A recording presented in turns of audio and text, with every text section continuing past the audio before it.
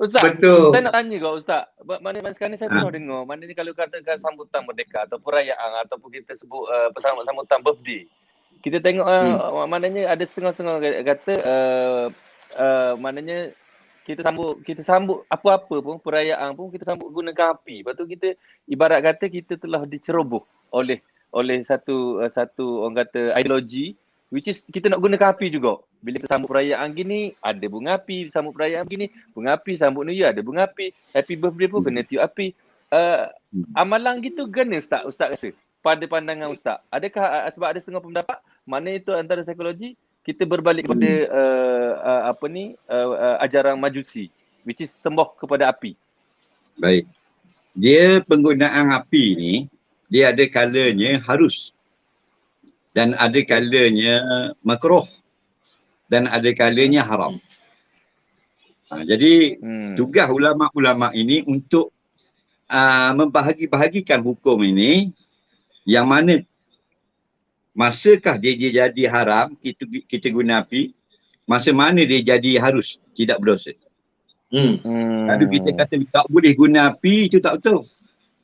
Sebab sebelum elektrik kita ni baru 120 tahun. Sebelum tu menggunakan api. Rumah raja mana pun dia menggunakan api. Saya pergi ke istana Siak. Istana Siak di Bengkalis di Riau sana. Jadi istana tu tahun 1810. Jadi belum ada elektrik. Jadi walaupun dia punya chandelier, lampu dia tu chandelier yang harganya kalau sekarang juta-juta ringgit lah dibuat di Belgium untuk istana. Dan di dalam setiap lampu dia tu ialah pelita menggunakan api. Jadi kalau kita kata tak boleh guna api itu tak betul. Sebab tu kalau kita ni orang awam, kalau kita dengar satu-satu benda semua tak boleh. Ataupun kita dengar satu-satu hukum semua boleh. Dia ulama dia gitu tidak. Dia bahagi-bahagikan dengan dalil, dengan nas supaya kita tidak celaru. Jadi kalau menggunakan api pada tempat, pada perbuatan, pada pekerjaan yang tidak ada sebarang nas yang melarangnya, hukumnya harus. Sebab asalnya hukum kita ni antara boleh dengan tak boleh. Antara halal dengan haram. Maka al-aslu fi kulli asya' al-ibahah. Asalnya semua perkara adalah boleh berlaku. Illa ja'ad dalilu ala khilafi, melainkan datang satu dalil mengatakan tak boleh.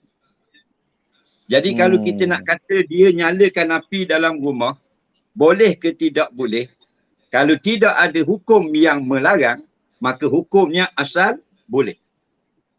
Tetapi bila ada hukum yang melarang, baru boleh kita kata haram atau makruh. Nampak? Jadi tengok penggunaan. Ketika Saidina Umar masuk di dalam apa benda ni, buat kerja dalam masjid, dia nyalakan pelita. Pelita tu menggunakan pelita kerajaan. Masa tu Saidina Umar adalah khalifah. Besarlah, pemimpin tertinggi. Dan menggunakan minyak kerajaan. Kerajaan punya. Kemudian datang anak dia Abdullah radhiyallahu anhu nak cakap dengan ayah dia. Jadi bila tanyanya Umar, mu nak cakap ni hal keluarga ke atau hal negara? Allah. Jadi jawabnya anak Abdullah bin Umar, bukan hal negara, wahai bapaku, hal keluarga.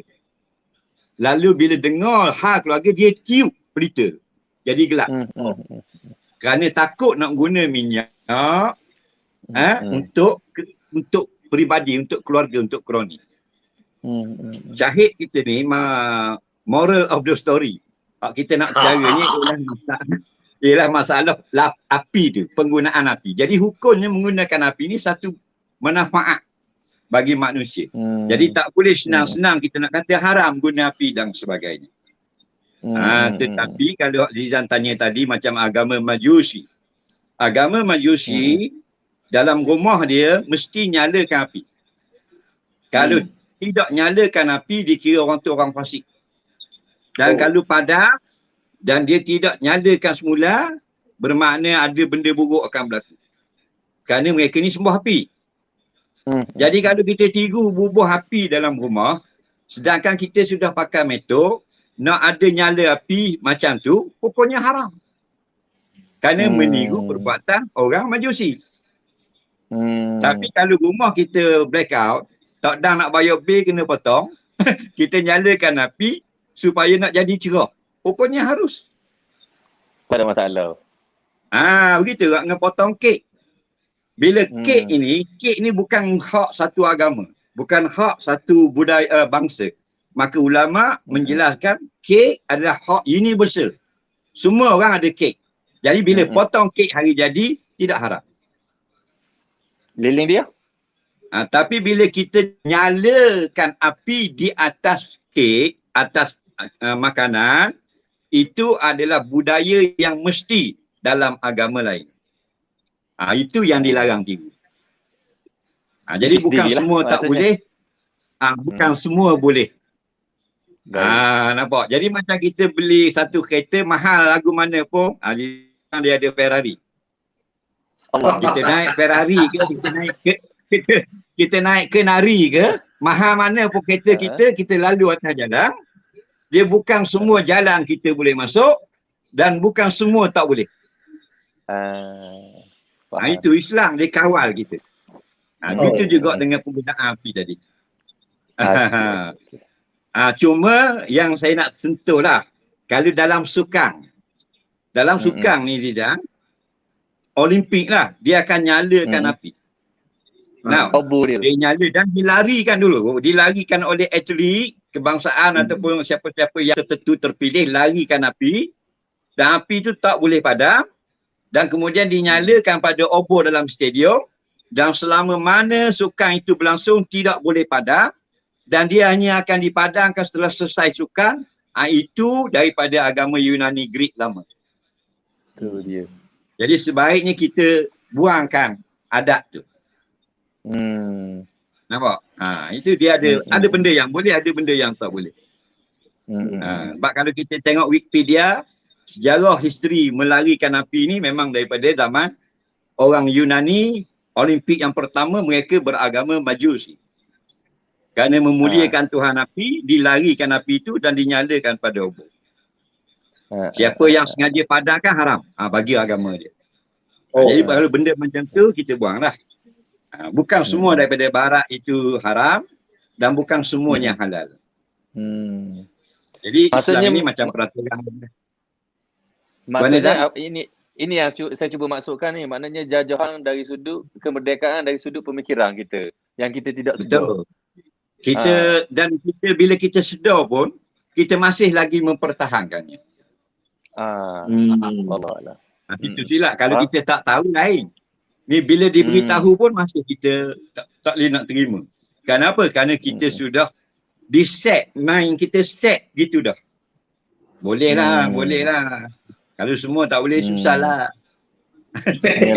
Sebab ni saya cerita pengalaman saya lah. Tapi saya dah ingat lah kesom dia. Tapi terlibat dengan Ustaz Azhar lah. Maknanya ada pernah satu hari tu, saya repost berkenaan dengan ustaz punya, saya tak tahu ustaz wallahualam, ustaz punya komen, tapi ustaz daripada Ustaz Azhar dia tu situ. Maknanya sambutan tentang Valentine ni jangan disambut sebab dia begini. Saya ambil repost. Lepas tu salah seorang daripada rakan saya sendiri, saya terkejut, dia kata, cakap dengan ustaz kau relax je lah, dia kata. Janganlah sampai benda ni tak boleh, dia kata. Saya pun terkejut lah. Sedangkan saya nak share ilmu. Sebab saya balik-balik, saya tengok dekat YouTube, ustaz kata Valentine ni, Valentino lah yang meninggal lah, semua sambutan hari kemerdekaan orang-orang Kristian, semua benda. Maknanya ada dalil dan juga fakta daripada ustaz. Valentine tu nama Padri. Saya cuba share benda ni, maksudnya dia cuba pertahankan, dia cuba kata, relax lah, kau cakap dengan ustaz kau, janganlah sampai macam ni, dia kata. Tapi saya kata, maknanya jajahan orang kata kemerdekaan begini yang kita belum keluar lagi. Yang kita sedar tapi cuba pertahankan macam Ustaz Kabur. Itu saya takut. Tapi pada saya buat hak saya buat dah. Saya share dah apa yang ilmu Ustaz share dengan saya. Itu lepaslah bagi pada saya. Sebab manusia ni Lidang, dia bila dilatih dan dia paksa untuk latih benda tu, dia akan tak terima benda lain. Kalau dalam dia tak pernah kita tengok lumba anjing. Ada aja tengok YouTube aja tengok YouTube. Okay, lumba anjing ni, lumba anjing ni dia ada arnab tepi tu. Arnab tu patung je. Arnab tu akan lari dulu. Jadi dulu dia buka gok dia, ada anjing yang tak lari. Lepas tu oleh kerana ada anjing yang tak lari, terpaksa dia buat arnab pakai mesin lah, dia akan pusing. Arnab tu ke depan dulu. Dia akan kejar. Jadi kalau anjing jenis lari ni, tak ada arnab pun dia lari kok. Okey. Faham. Memang anjing tu lah tu. Jauh tu dah. Jauh. Ustaz kita tengok mana lumba anjing kau? Nak tahu kau? Saya Ustaz K lagi tengok dia atas gambar saya boleh tangkap. Alah, kita pula dah.